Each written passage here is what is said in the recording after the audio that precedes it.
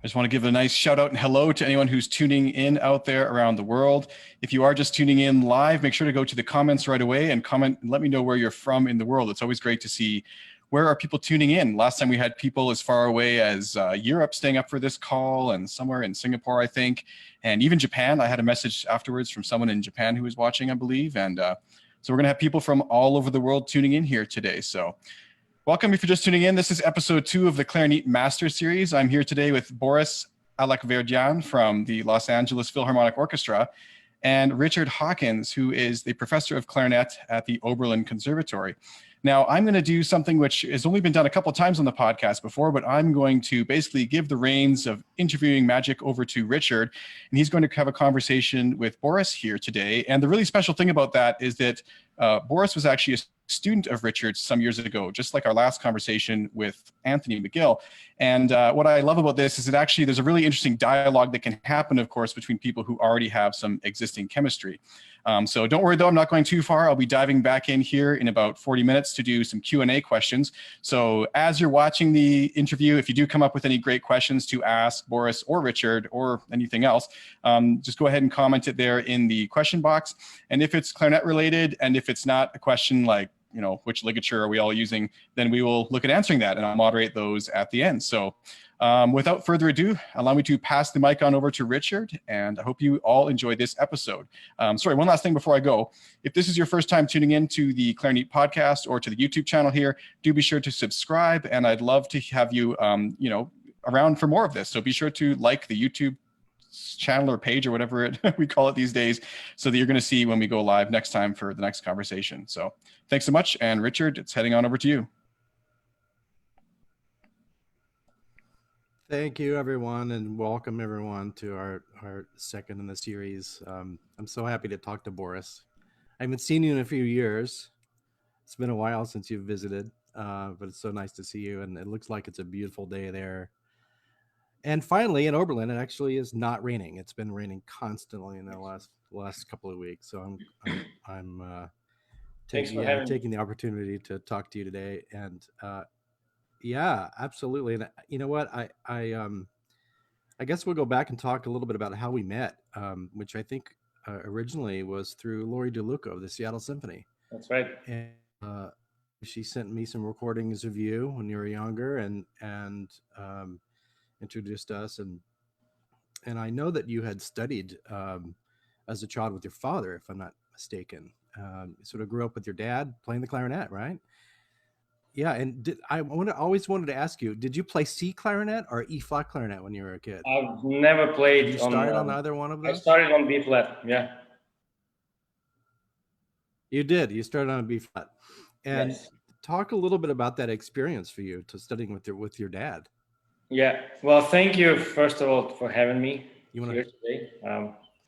I don't think I've done any Facebook lives yet, so this is my first time, and I'm very excited. Very excited to see you always. Yeah. So yeah, my dad was my first clarinet teacher. I started, I think, when I was 9 years old. And I started on B flat, straight on B flat clarinet. I didn't use E flat or C. My dad somehow decided that my fingers are big enough, I guess, to play on B flat. Yeah. I studied with him for 6 years, I think, 5 or 6 years. And you know, I was privileged. I was lucky to have my dad always around if I have any. He's also repairing instruments, so if I had any problems with that, he would fix my instruments. Oh, that's wonderful. Yeah. That's really lucky. That's great. I started on I started on regular B flat clarinet, and then I went to pre-college for a master conservatory, and then I started master conservatory when I was 17 years old, and Lori came to one of our studio classes. And we didn't expect any visitors that day, and her and Yelena Dubinets, who used to be artistic director of Seattle Symphony, I think she's now moved to Atlanta Symphony maybe. She brought Lori because Seattle chamber players had a concert in Moscow at the time, and Lori was curious to see how the Russian School of Clarinets, I guess. Going. And she came, and I remember I played. You probably have that recording still. Probably. Rondo Capriccioso. That's right. Rondo Capriccioso. My teacher, Rafael Bagdasaryan in Moscow, liked doing all the transcriptions, like violin transcriptions. So I played that. I played this piece for 2 violins with my friend called Sarasata Navara. And, it had a lot of challenging passages, a lot of double tonguing and stuff like that. And I think Lori was impressed, and she approached me after and said how much she enjoyed my playing. And she said, if you need any help, have you ever thought about coming to United States to study? And honestly, at that time, I think I was 18. Yeah, I didn't really think of it. Right. So she kind of opened my eyes a little bit, like, oh, maybe it is a good idea to see, to try to learn from somebody else. And I'm glad I did. She connected me with you, probably maybe several months later. Yeah. I remember when she came back from her trip, I think she almost immediately wrote me an email and said, you got to hear this kid, and here you're not a kid anymore. But, what was that experience like? I mean, of course, it's so amazing that we have these opportunities for people to come and visit, and we hear different types of playing and different, kinds of musicians from all over the world. And I guess one of the things that I'm really interested in asking you is, now that you've gone through sort of the Russian school of clarinet playing and American school of clarinet playing, are there things that, you see differences in the things that we use as far as, technical passages or etude books and things like that? What was your experience? What were the things that you worked on as a kid? Because I mean, I can soundly say that, technically, you came to me with an amazing amount of clarity in your technique, which I think was an amazing thing that I've always been really curious to, talk to you about that and the things that you did as a kid. And I remember I remember asking you that when you were a student, and I remember thinking, wow, like you played scales like all the time, right? I mean, so talk a little bit about that, Yeah, very good question. I feel like nowadays the globalization is becoming, more everything's becoming more globalized. So maybe the differences kind of wash out these days. Back when I was a kid, 90s and early 2000s, it wasn't as globalized. I feel like. So I guess the differences when I was studying there was maybe a little more technical aspect in the Russian clarinet school. So we would play lots of scales. We would play scales every lesson.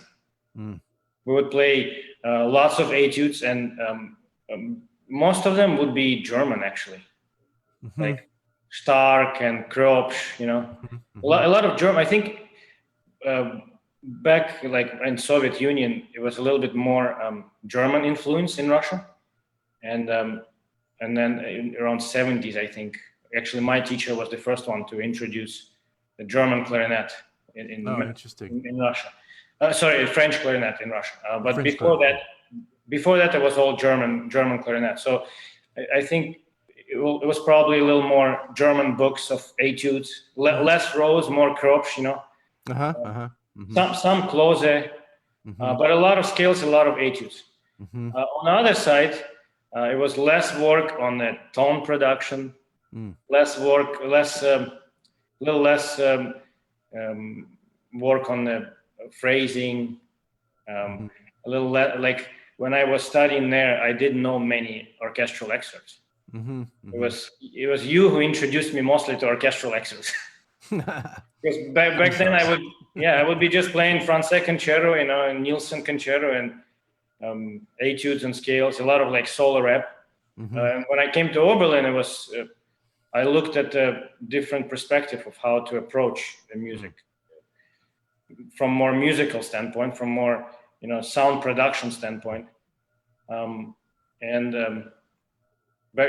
yeah, that's probably would be my answer. And what actually helped me a lot when you taught me for these 4 years at Oberlin is when you said, because being an artist diploma and performance diploma student, you don't have that many classes. I would take soccer and right. Swing dancing with Sasha Rattle. Oh, that's fun. With Sasha Rattle, right? Yeah. That's right. So I did have a lot of time to practice, and you encouraged me to go to the library and just listen to a bunch of American orchestras play different rep. So by doing that, I kind of had more of an idea of what Chicago Symphony traditionally sounds like, what Cleveland Orchestra sounds like, what Boston Symphony sounds like. That helped a lot by listening, by sitting in the library and searching. Beethoven 6 played by Stanley Drucker, played by Marsalis, played by Larry Holmes. Yeah. So knowing that, learning that from you was a huge thing. When you experienced that and you were listening to the different orchestras in the States, and you're picking up the different nuances of the sounds, the different types of sounds that the different clarinet schools have, did you find did you find there were differences enough in the way that they sounded that you wanted to pick up little bits of everybody? I mean, was it something that is sort of the research, like you hear something, you really like it and you want that quality, and then absolutely, you hear another one and you pick it up, and that's one of the benefits to listening so much to different kinds of clarinet playing. I think it's really absolutely. And back in the day, 20 years ago or 15 years ago at Oberlin, YouTube was not as big as now. Now you have so many more. I remember you were giving me a little like a hard drive, remember? That's right. I still have that with all because it wasn't as easy to find recordings. Right. Back then. Now I think having all the, Spotify. Sure. In fact, it's almost so saturated that I think a lot of students now find it hard to find where to go to find, to hear the great stuff. I mean, I find that's something that's very, you really have to steer everyone in certain directions to find things, because there's so many places people can go to listen, So going back a little bit again about talking about your youth, what was sort of your biggest struggle when you was a kid on the clarinet? I was quick a lot. Yeah. I think my chin wasn't, first couple of years, it wasn't as solid as it would be. So my dad would be like, "Oh, I don't care how much you're gonna practice. For some people, it takes 10 minutes to fix that. For some other people, it takes 10 months to fix it. Whatever it takes for you, you just need to need to fix it." So I would squeak on the over the register, like on B and C clarinet when I was. Yeah, so that was probably the most challenging thing, to stop squeaking. Do you remember? I mean, everybody does it. It's just part of the clarinet, and everyone has to understand that that's just it's one of those things, and as many hours as one can put into doing it, and all of a sudden something happens, and it could be a slip of the finger, and then all of a sudden you think it's something that you're doing physically, so. Yeah, it happens to everybody. So everyone just needs to get over that, But one of the other things is, so when you were doing that, and you were fixing the embouchure, what kinds of things do you remember that you actually used in helping you fix that? Mirror. Mirror. Okay. Yeah, just watching yourself. Yeah, watching myself to so the chin doesn't go up, doesn't move. Yeah, that's great. Yeah, but it's frustrating to go through this. And I remember my second year or so playing the clarinet, I was like, oh, I don't know if I can do this. This is like, and also at the same time, I was starting to love soccer more and more. And my dad that was like around the summer. School was not, school was done at the time, about the same time, May or June. And I was telling my dad, I don't know if this, I keep squeaking, I don't know if it's gonna work out. And my dad was actually smart enough to say, oh, I know you love soccer. I know you dream to be a soccer player or whatever, but how about we make a deal here? You'll practice every day this summer for 1.5 to 2 hours and trying to fix these, little things. And then I'll let you play soccer all day long after that. That's very smart. I thought it was a good deal. So I would, put my 2 hours a day from 10 a.m. to noon and then go play soccer all day. That's fantastic. And I think that's what actually, after that summer, I think the progress was made because I would put more hours. Yeah, that's great. That's a great story. Oh yeah. When you think about that now, like now that you've done so much orchestral work now, and what are the things that you feel like you really are working on now as a professional? Like right now during the coronavirus? Well, just in general, without talking about that necessarily, like when you're in the orchestra or just in life in general, your busy schedule, normal schedule. Well, I do try to play some technical things that kind of keep me going. I do try to play some etudes almost every day. When you're working full time, you don't have that much time to practice. So your practice kind of shrinks to something that you can do within an hour really quick. Just whatever I need to work on, I work on. And compared to now, I have a lot of time, right? So I actually keep asking you for more music. Well, I mean, what inspires you like in this time, what are the things that sort of get you going every day to practice? I just have more time. So I started learning new pieces that I've never had time to learn.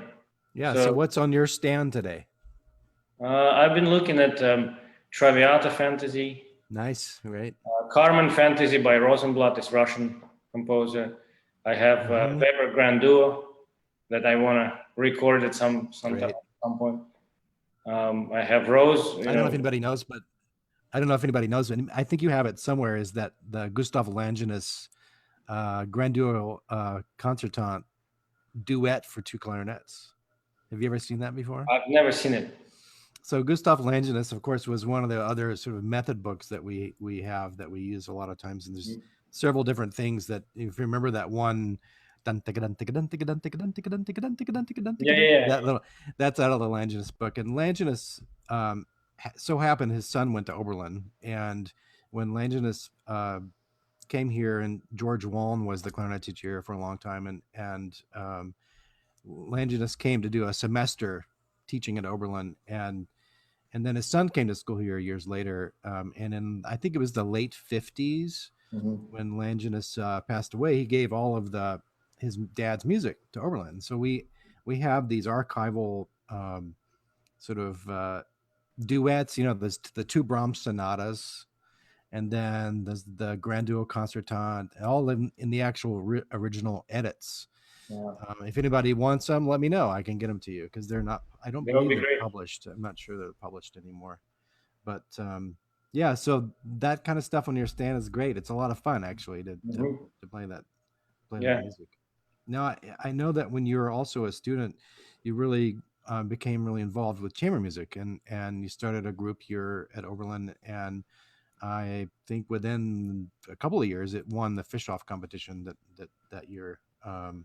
And I guess I wanted to ask you, now that you're a professional orchestral musician, how are you managing doing, because I know you do a lot of chamber music, so how do you manage doing that in your life? Yeah, I personally love playing chamber music. It's probably, I hate to say it, but it's probably my favorite thing. My favorite. It's okay. That's okay. I was being at Oberlin for these 4 years. It was probably one of the best 4 years in my life. To learn from you, to learn from my colleagues, to meet as many good friends that I'm still friends with. Best friends that I have are from Oberlin. And I was lucky enough to meet my future colleagues, chamber music colleagues that, we were just friends who decided to, okay, why not play some chamber music together? So we formed a group this way, not by taking a chamber music class or anything like that. We were just really close friends and decided to play together, and that's something that those kind of relationship you treasure all life, all your life. And we started playing together. It was Farhad and Anastasia at the time, and I think it was going well. And then we decided to participate in the Fischoff competition, and you and Milan Vitek and Sedmara were our coaches. Great team of coaches. And in fact, I wanted to let you know, just last night we had a sort of honors banquet, and Milan just retired. Yeah, wow. Yeah, so yeah. Congratulations. I mean, to him for it. Yeah, of course. And yeah, this was a wonderful time. We started playing together. We love doing that. We took the Greyhound bus to Indiana because back in the day we didn't have much money. Yeah, of course. Yeah. And then when we actually won the grand prize, Oberlin provided a limousine service for. So that was exciting.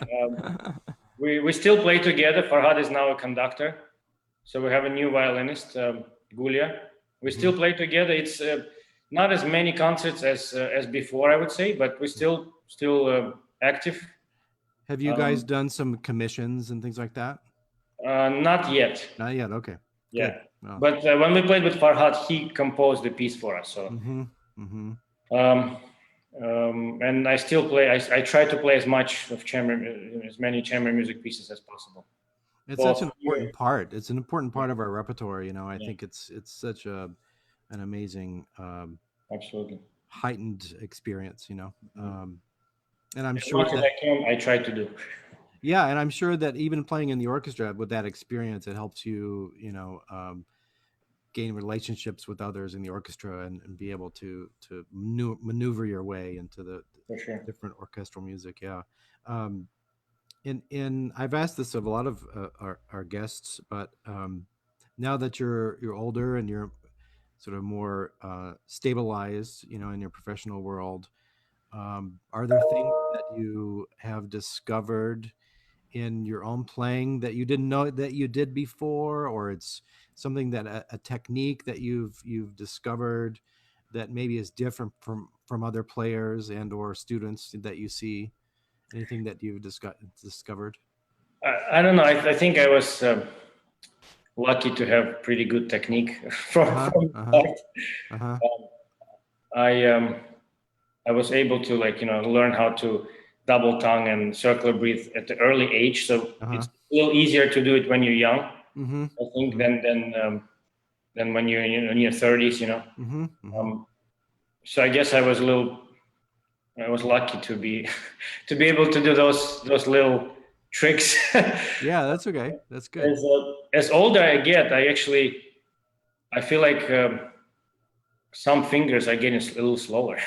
It happens. Like my third finger in the left hand is getting a little bit slower. So I kind of try to find the etudes book to make sure that finger is active. That's great. Yeah. It's important that we do that. Otherwise, you can take a few days off, which I think can be good. Like sometimes it can be healthy to get away from the instrument. And then when you come back, it can feel sort of refreshed but you have to get right in there and start digging into those kinds of that work. Otherwise you'll start to feel things that are uneven and things like that. When you, I know you're probably doing a lot of recording with LA. And I've always seen you with pretty solid, nerves. Like I never thought that you had nerves like others do. Do you feel them at all? I'm nervous. Okay, so let's talk about that. Like, how do you deal with that? I like everybody else, I get nervous. Depends on also what you play, what pieces, what environment. I get nervous, but somehow I'm able to tell myself to kind of calm down and do what I can do. Do what I'm able to do, and it's kind of a mental preparation right before you go on stage, I guess. Yeah. So like a routine, do you have a routine that you have before you go on stage? Not really a routine. I just play, like, right before going on stage, I play something really slowly. I don't really have a routine. For me, it's sometimes when I get really nervous, it's my air is a little different. So the number one thing that I tell myself to remember is to audition or performance to really use your stomach muscles and a little kind of control air, because I think if I control the air right, the embouchure and fingers are gonna do what they need to do. Yeah. So number one thing for me would be to like concentrate on, and to make myself less nervous would be, if I control the air, the rest will follow, kind of. Yeah, that was always something I was I admired so much about Larry Combs, and that he was in such an amazing control of air all the time. And it it's one of the things to me that made him so special, in that he could pick out different kinds of instruments. Not a lot of people know this, but through the 90s, the Chicago Symphony was playing German clarinets. And on the same concert as French clarinets, so they would have German repertoire, they'd play German clarinets, and on French repertoire, they'd switch back. And that was something for him that was always so easy. Like, he could just pick up any instrument. It could be German clarinet, French clarinet, or early clarinet, and be able to immediately start playing the instrument so well.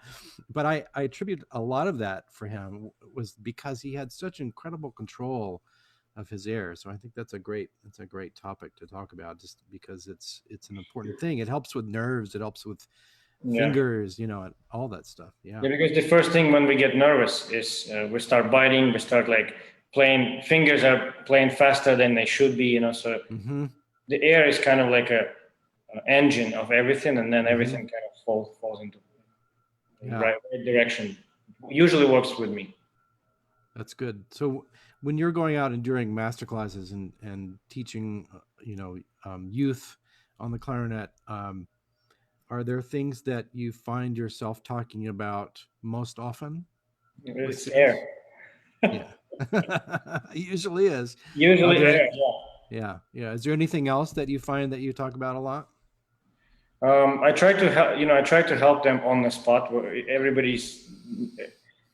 each of us have different issues to work on. So I try to point out the issues that specific student needs to work on most. If it's a embouchure moving too much, or fingers, not balancing right and left hand, or things like that. I guess it depends on the exact situation of each student. But air, I would say the most. And I know that you've just started working at UCLA as well, and I'm sure you had a lot of sort of recordings to listen to for prospective students and things like that. Do you have any advice for the young players now, or the things that you hear when you're listening to prospective students? Try to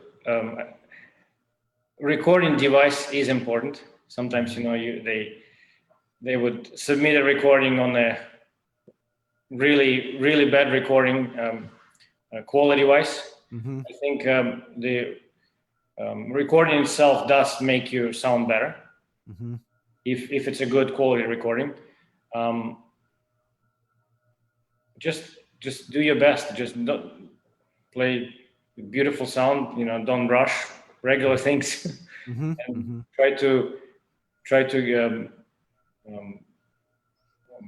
put the music through so it speaks to whoever is listening to it. Do you find, when you're hearing young players, do you find yourself listening to yourself at the same time? Meaning, how was I when I was 17? Yes, always. It's interesting, right? I mean, that's something that I think we all do that. And I think, it's not a comparison game necessarily. It's just that you're trying to find where the bar is, and you're trying to see where everyone fits into certain levels and things like that, experience levels, basically. Yeah. Yeah, no, that's really interesting. I find myself doing that too, like, and especially with some of the young players now that are just fantastic players out there. I mean, it's really incredible to see like the differences of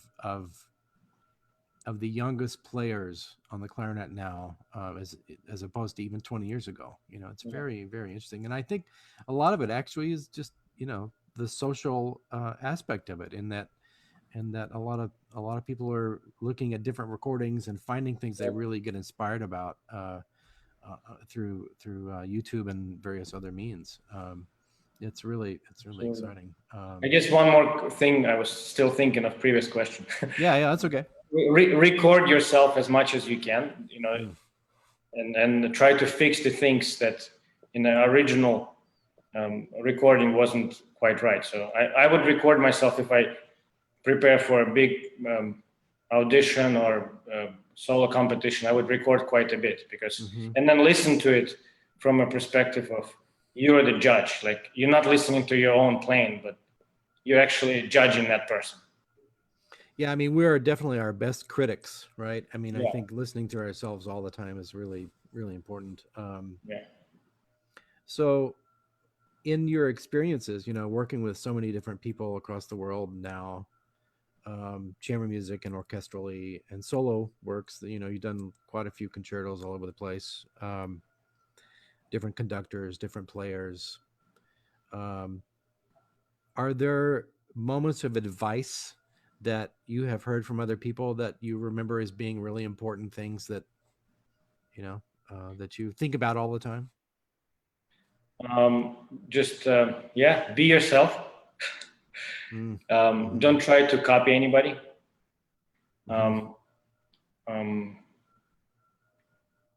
Just, you know, put as much musicality into each performance as you can. Yeah. Passionate. Yeah. Passion. Exactly. That's a good word. Yeah. When you were going from, you know, basically, I think you started Kansas City and then you went to the Met. What was that experience like to you? Like going from, you know, being on a big stage and then being in the pit? Yeah. It was challenging, because, you know, in Kansas City, we would play some operas during the year, but not as many, not as much as I wish. So going from stage to the pit, it changes your perspective a little bit. You know, you can sit however you want. You know, you don't need to worry about how you look. So that's a good aspect, I think. you just truly concentrating on your music, on what you do, and also being in the Met is more like playing chamber music, believe it or not, because your ears are constantly listening to what's going on stage, to what's going on in the orchestra. So it's like chamber music in you know, huge setup. Yeah. And obviously, you know, the hours of when you used to play in a symphony, 45-minute Brahms symphony, and that's it. You know, playing Meister Singer of 6 hours. That's just it's just a different pace. You know, how many reeds do you use during a 6-hour opera? What kind of? It's like a more organized process going through it, and it just you get used to it. But at the beginning, it was a little challenging, you know, and learning all the rep was. I would listen to a lot of stuff on YouTube, on Spotify, on Met Opera website, you know. Yeah. To get the tradition, to get the how they do it, how each other opera orchestra does it. So just knowing the operas, half of them I didn't even know, you know. Yeah. But I remember going back home to Moscow and practicing. My first operas were La Bohème, Traviata, Così fan tutte. I remember, and my dad was in the 10 years in the opera theater orchestra, So he would be telling me actually like, oh yeah, in this page, there's another solo you should look into. So that was actually very helpful. He helped me quite a bit actually with that rep as well. Yeah. So I was going to ask you, did you feel a growth in your musicality, just playing that repertoire? Absolutely. Yeah. Absolutely. Each step of my career, I feel like I learned so much. I learned a lot having a full-time, job in Kansas City, my first full-time job. I learned a lot there for 4 years. Then I moved to the Met. I learned more. Then I moved to LA. I learned more. You just learn from your colleagues, from experiences, from conductors. I think it's a process that never ends. Hopefully. Yeah. Right. Yeah. No, it's definitely, I think we are all sort of reassessing what we do every day, and those experiences can only add to the sort of the excitement of what we do. When you so then when you went to LA and sunny LA, did you find that big shift now going back from the pit into the big stage? Somehow that shift was easier. Okay. Going to the Met was more challenging than coming from the Met to LA. I don't know why.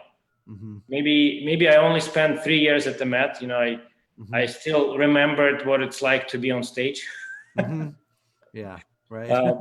I think maybe when you spend more years at the Met, like my colleague Whitney spent like 12 years at the Met. That's going back to the symphony orchestra is a little bit of an adjustment. But in my case, it wasn't so much, because also during the Met, we would play like several concerts in Carnegie Hall. Right.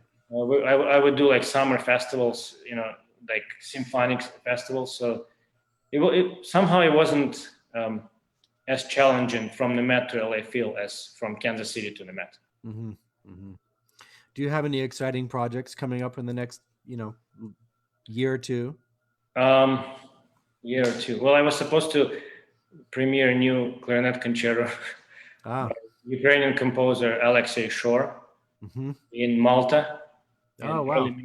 So that hopefully will be rescheduled. What kind of piece is it? It's like a easy on the ear kind of new piece, but easy on the ear. Big orchestra, chamber orchestra? Big orchestra, yeah. Great. Pretty big orchestra. About 20 minutes, 3 movements. So hopefully that will be rescheduled at some point, maybe next season or season after. As long as like near future, I'm teaching at the festival. Yeah. Virtual festival at Philadelphia International Music Festival at the end of June. Online, things like that. Recording a little project for LA Phil. Good. Things like that. I think it's important that everyone start connecting, these online summer festivals, and talking about that, just because, and I think that the Clarinet Jobs site is putting together a list of things just for people to see and be involved with for the summer. So a little plug in for them, because I know they're working on that. So it's such a pleasure, and it's already been time, and I think Sean's going to come back in with some questions. I think from Facebook. So what a pleasure having you, Boris, and thank you so much. Thanks for having me. Yeah, such a pleasure. Hi, Sean. Yeah, thank you both. Hey, I'm back. I told you I wasn't going far. Thank you both so much for coming on and for taking part in this. I just think it's so interesting to listen to people chatting who have a rapport already. And, those of us listening, I think we forget sometimes that the music world, and especially the clarinet world, like it's a pretty tight community, and there's a lot of relationships that go on amongst people, and past and present, really. So we've got some great questions here that have been sent in. If you have any last minute ones, I've actually got 3 screens going here, so I feel like I'm flying a spaceship or something. But if you got some more questions to post, you can do that in the chat on the Facebook here. I got my questions here, and then there we go. We're all ready. So the first one, I actually had a question pop into my head while you guys were talking about the different cities that you've lived in. And that is, how do you deal with your clarinet in different climates? Because moving from New York to LA, for example, that's a pretty big transition. And I imagine there's a lot to learn about reeds and clarinet. And I wonder if you could talk about that a bit. Yeah, it's a bit challenging, obviously, especially with the cold winter at Oberlin or New York. But you kind of learn how to, prepare your reeds ahead of time. I know we're not supposed to talk about the equipment. I have this case that's a humidity controlled case. Mm-hmm.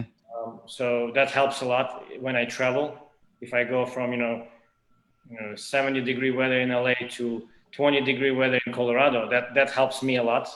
I keep my reeds inside the case, and this way reeds don't change as much. So the case helps, just the experience of preparing your reeds for a specific environment, for altitude or for cold.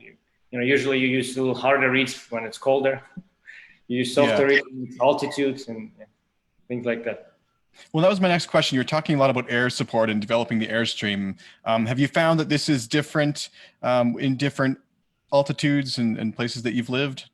Yes, absolutely. Well, not so much in places I live, but in altitude, of course, you're shorter on your air. So that's more challenging. Totally. So the next question here, this is from, go ahead, Richard. Sorry, I remember the very first time I went to South America and I played the Mozart Concerto, of course, the Mozart Concerto. And it was got off the plane, I had my first rehearsal with the Colombian Philharmonic in Bogota. And it was, no one had ever talked about altitude with me, like ever. And I had no idea. So I started playing and it was like, da, da, da, da, da, da. Like I was breathing like constantly, it's, oh my gosh. Suddenly I was like, my reed, I was like immediately starting to work on my reeds. Yeah. Well, it's one of those things, how are you supposed to know until you experience it or unless someone tells you, right? That's true. It's kind of hard to explain without actually trying it too. Like someone can tell you all day about it, but until you've actually been there doing it, it's kind of all speculation, right? I actually have a box of reeds, a case of reeds, always in my case for altitude, anything 5,000 and up. Nice. Really? That's great. Yeah, I once heard of reeds for like 18 months in there. Wow, that's great. I once heard of a player who would keep different reeds in different cities so they would stay acclimatized in the different regions, which is kind of a neat idea. But I guess you can't play them much when they're not in your house. Yeah, surprise. Yeah, let's see what they're like today. So the next question here is from Christopher, and he has a really great question. So last time Anthony McGill was talking a bit about going beyond learning just the technique and getting into the music. How do you determine the amount of time spent practicing technical aspects of playing versus the musical aspects of playing? Good question. That's a difficult question. It is, yeah. I'd say probably about half-half. Mm-hmm. For me, do you feel like they're kind of one and the same though? Maybe that's why it's a difficult question. It's hard to. Yes, some pieces would automatically have them both, so you don't need to specifically work on technical and then musical. So you kind of work on it together. So it's kind of like a balanced concept, I guess. Love it. So this next question is from Joel. Not related to the clarinet, so we'll see what comes out. I'm interested. What other subjects did you study at Oberlin, and what interests outside of clarinet do you have? Except soccer and swing dance. Besides soccer, yeah. Well, I was fortunate, to do a lot of chamber music and orchestra and wind ensemble, contemporary music ensemble, I think it was called, with Team Weiss. I've been playing a lot at Oberlin, and I was. It helped a lot. Is there anything outside of clarinet you were doing there, or because since I was an artist diploma and performance diploma, I didn't take any music history or music theory because I already done it at Moscow Conservatory. So my studies were mostly leaned towards the performing part of it. That's why I loved these 4 years the most. It's so funny. It reminds me a bit of when I'm out at clinics and stuff, and one of the things I ask kids when I go around is, tell me your name, and just to break the ice, tell me a bit about yourself. What else do you do outside of band? And then they ask me at the end, what else do you do? I'm like, well, in addition to clarinet, I have a clarinet podcast. I work for a clarinet company, and that's a lot of clarinet. My favorite stuff in college was poetry classes because it was so really linked to music and sentences and structure of sentences and thinking about that in a musical way. I really thought that was an important part of my college time too. Yeah. That's very cool. I had someone tell me once that one of the best things they did as a vocalist was take German and French courses because they're constantly doing that. Someone's written a message in Russian here. I wish I could read it. I don't know what it's saying. My wife can read those words, but I'm sorry I can't. So the next question here, it says, how did you develop your incredible tonguing? And that's from Omar. I don't know. Practice. Well, double tonguing, I would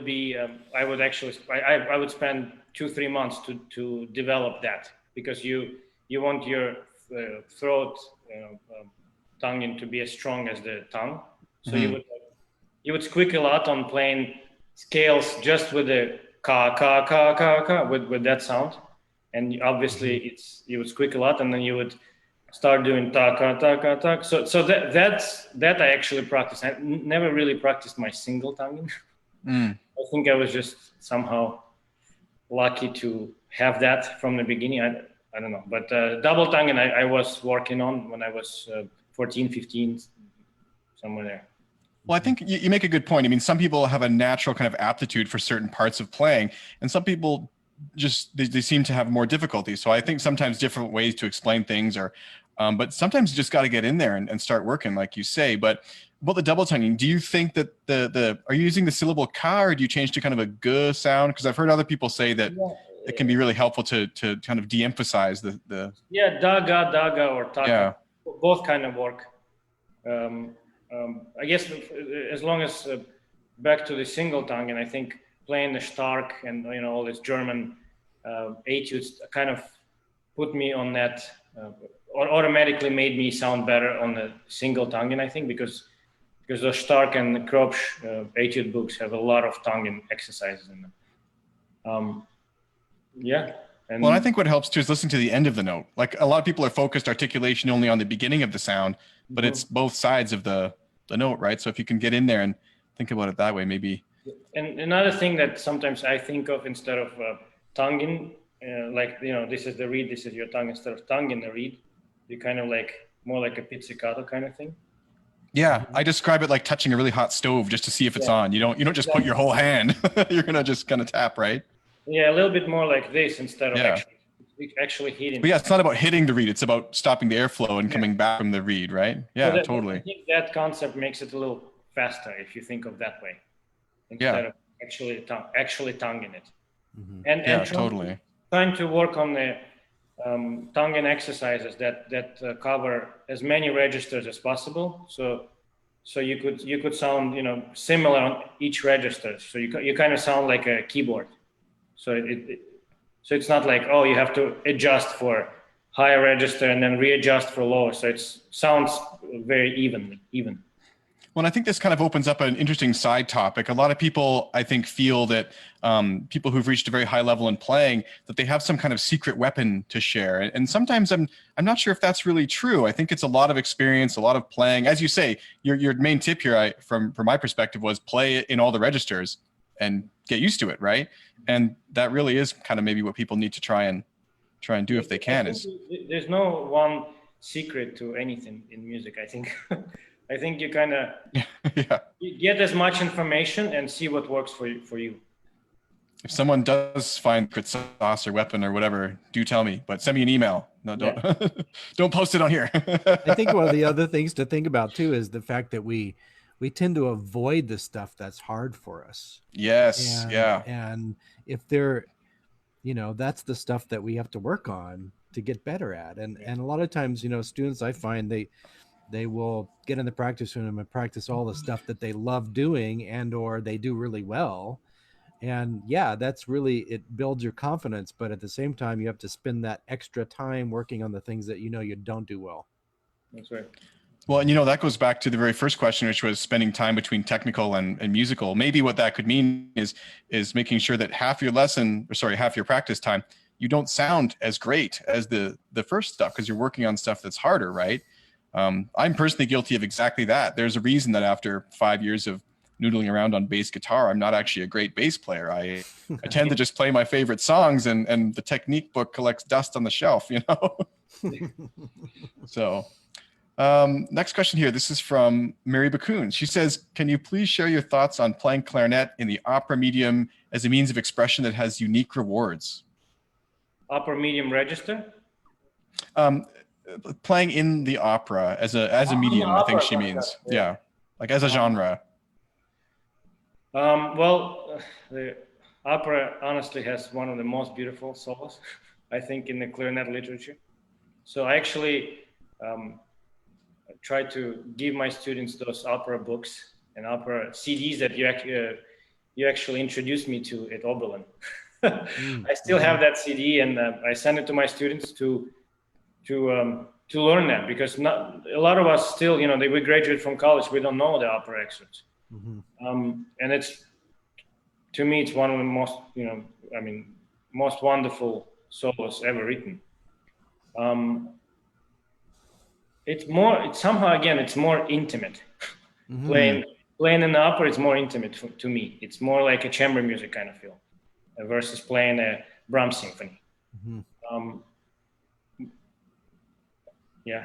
It's a good answer. Yeah. I mean, I think it's really, it is one of the highest forms of expression, I think, is opera music, and because it's so related to singers, and which is such a, humanistic thing.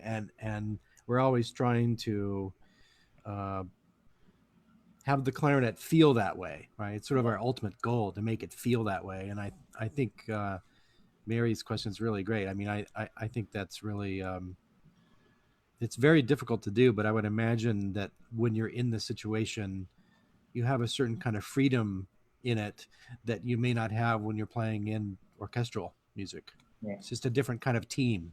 Yeah. Right. Well, I think it's probably easier just because of the medium too, to personify the characters and emotions sometimes. And the clarinet, you're right, it's such a vocal instrument that it blends well with the genre. So that's interesting. One of the best comments I've ever get would be, it reminded me of the human voice. One of the. Yes. We try to imitate that. In some languages, I'm not sure about Russian. Maybe you can let me know. But in some languages, the word for singing and playing is actually the same word. Is that the same in Russian? Or because I'm in Romanian, I'm pretty sure that it is. Yeah. We have both words. Yeah, both words. Excellent. So this is an interesting question here. I'm not exactly sure what they mean, but I'll ask it anyways. Jasmine says, any suggestions for progressive repertoire lists? Like, I guess she's looking to work from easier things up to harder things, if I interpret that right. As far as the pieces go, I always, if I have somebody, in high school or younger than that, I would always put them on like Rabot or Messager or Concertino before I move into Weber Concerto or Spohr Concerto, So it's smaller pieces, like I love French pieces. Yeah. French pieces that are written for the Paris Conservatory competition. Any of those work great. Like Rabot or Messager, great pieces for like high school level. Okay. And then I would move. I love those homages by Bela Kovac, things like that. And then you move to harder things like Spohr concertos, like pieces like Debussy or Vidor and stuff. Yeah, I was gonna say Premier Rhapsody, I think, is one of the archetypal examples of that one. That one's tough though. Yeah. Also another one. There's another question here, and I'm actually sure if this is relevant, so you can let me know. But this is from Roy. He says, Boris, do you have anything to say about double lip embouchure and what resources you'd recommend? So do you use double lip in your day-to-day playing? I don't. No, but okay. I sometimes I just try reads on it just to see what. It's a good tool to try and to make sure you're not biting too much. So I don't really perform with double lip, but sometimes I would like try things double lip. Practicing tool or something like that. Okay. Yeah. So these last couple things here, Richard, you've done this before on the Clarineat podcast here. So these are just going to be for Boris, if that's okay. It's called the lightning round. And they're all just quick questions to be answered in just a couple of sentences. So we'll rocket through those. And then we are at the end of this conversation. So before we do that, I want to thank both of you again for coming on. And thanks to all who tuned in, all who asked questions. We have had a lot of people coming in and out of this conversation, and we're currently still at around, I think, 60 or 80 people. So that is excellent. So thanks for sticking around for the entire chat here. Lots of great things we learned today, I think. So this is the lightning round. So Boris, what piece of music, album, or performance changed your life most profoundly? Copland Clarinet Concerto. Nice. If you could play any other instrument in the clarinet, which would it be and why? I always liked the bassoon. The bassoon. Oh, interesting. I think that's the first time someone's answered that on here. Or cello. Something with the cello. Lower. Yeah. Bass clarinet. That doesn't count. What is something about you or something that you like to do that I'd never think to ask or would never guess? Something interesting. I think I mentioned it, but I love playing soccer. Soccer? Not a lot of people know that. Yeah. Okay. What is one strategy you use in your day-to-day life to achieve success, like a routine or a habit or soccer, maybe? I don't know. Get up early, clean your special glasses. things, special coffee additives. I don't really drink coffee, believe it or not. You don't drink coffee? Oh, maybe that's the trick. Tea drinker. Oh, interesting. And so this next part is kind of like a time machine. We're going to go back in time a little bit. If you could relive the greatest moment of your career so far, which would it be and why? I don't know greatest moment of my career, but I remember several times in my life when I achieved something and I got goosebumps from. Yeah. That would be getting accepted to Oberlin. and then when I won my first job, Kansas City job, and the Met. Those were like three moments when I received the news, I got goosebumps. So I guess those 3 moments that I most cherish, I guess. I love that. Just kind of like anticipation for the times ahead. What you kind of talked a little bit about this, so maybe we can skip it, but what is one thing that you know now that you wish you knew when you were 21? Or when you were younger, as a kid?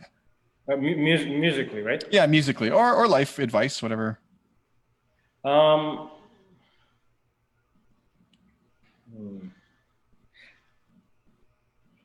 That's a hard one. He's not old enough to answer that question yet. I guess try to be as nice, as friendly as to other people. To be as collegiate and as collegial as nice to other people. Sometimes when you're young, you think you allow yourself to be a little more expulsive. Is that a good word? Yeah, totally. So just being smart, being trying to be nice to everybody. Love that. And you mentioned some times with your father telling you could play soccer all afternoon if you practice and stuff, but what was your very first musical memory? Do you recall? My dad playing, actually. My dad practicing at home all the opera exits. Very nice. All the Traviatas and Toscas. And the last question is, if you could go back in time and meet any musician, who would it be? Bernstein. Bernstein. Oh, nice. Great. Well, thank you both for coming on. I can't believe it, but somehow we've managed to end right on the nose at 2:00 here Pacific. So that is a prodigious act in itself that we were able to do that. But thank you so much for taking the time to talk with me. For those listening, if you missed the beginning or the middle, you can check this out in a couple days. It will be airing on the Clarineat YouTube page. So you can check that out at youtube.com/Clarineat. And again, thank you both for taking the time. Any last words before we go? Thanks for having me. Thanks to everybody. Thank you very much. Have a great day and stay safe out there. You too.